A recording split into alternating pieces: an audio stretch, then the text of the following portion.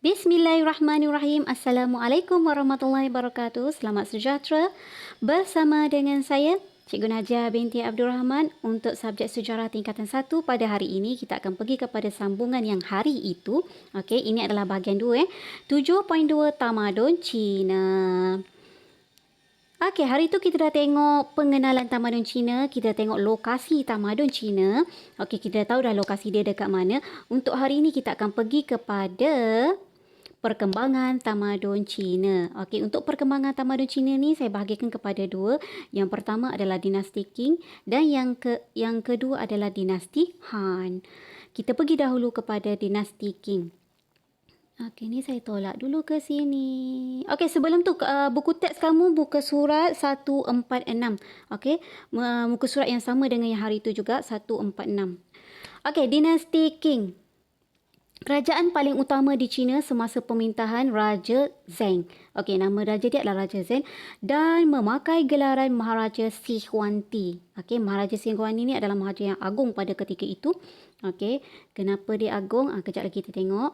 Berpusat di Zhangjiang. Okey. Shi Huangdi bertanggungjawab menyatukan China. Okey, Shi Huangdi adalah satu-satunya maharaja China pada ketika itu yang bertanggungjawab menyatukan daerah-daerah dalam negeri China. Okey, ini adalah peta dia. Okey, kalau tengok yang warna kuning ni, ini adalah kawasan pemerintahan dinasti Qing. Okey, dan juga Maharaja Shi Huangdi ni, okey, walaupun dia adalah maharaja yang kuat, okey, tapi dia juga bertindak boleh dikatakan sebagai maharaja yang agak kejam jugalah. Okey, sebab dikisahkan Maharaja Shi Huangdi ni dia terlalu taksub dengan hidup kekal abadi. Maksudnya dia tak nak mati. Bila tak nak mati, dia kerahkan rakyat jelata dia, orang cerdik pandai dari kerajaan dia untuk mencari ubat kekal abadi itu, tapi tidak dijumpai. Okey, dan akhirnya dia mengarahkan rakyat dia untuk membina makam Terokata.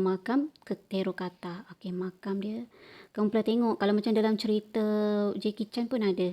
Okey, ini makam ni.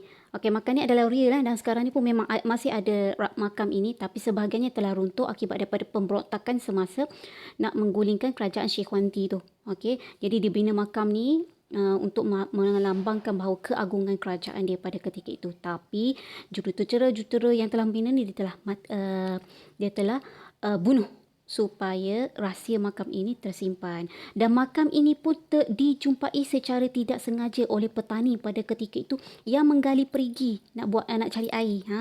Secara tak sengaja terjumpalah makam ni. Okey. Ini kisah makam ni. Okey, apabila Maharaja Shi Huangdi mati, okey, dia telah dimakamkan dekat sini.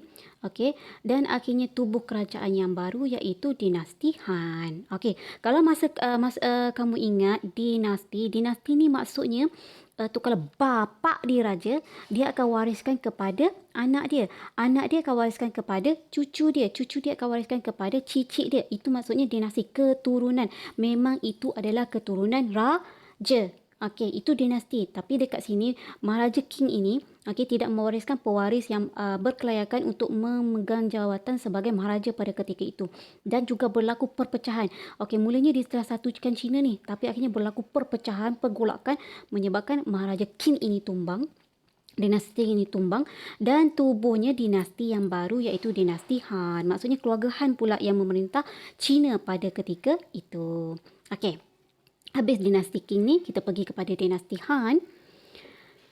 Okey, dinasti Han membentuk empire yang luas meliputi utara China, sempadan Vietnam dan bahagian utara Korea serta Turkistan di bahagian barat. Maksudnya kawasan jajahan dia, kawasan pemerintahnya lebih luas.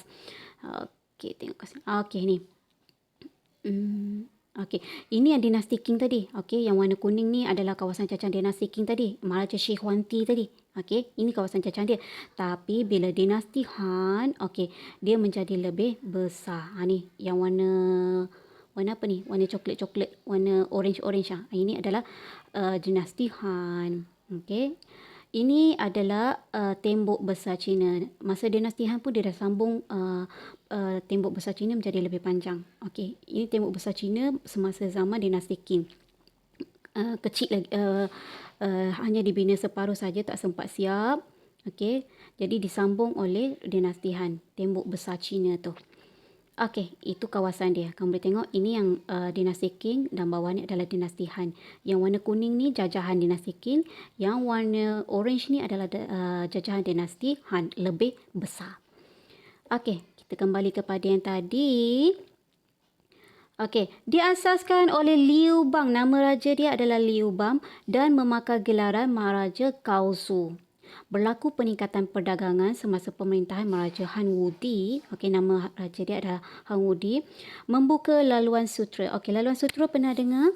Okey, laluan sutera ni adalah kalau zaman dahulu kalau nak menjelajah, mereka biasanya gunakan laluan laut. Okey, menggunakan kapal layar. Okey, tapi bila menggunakan kapal layar ni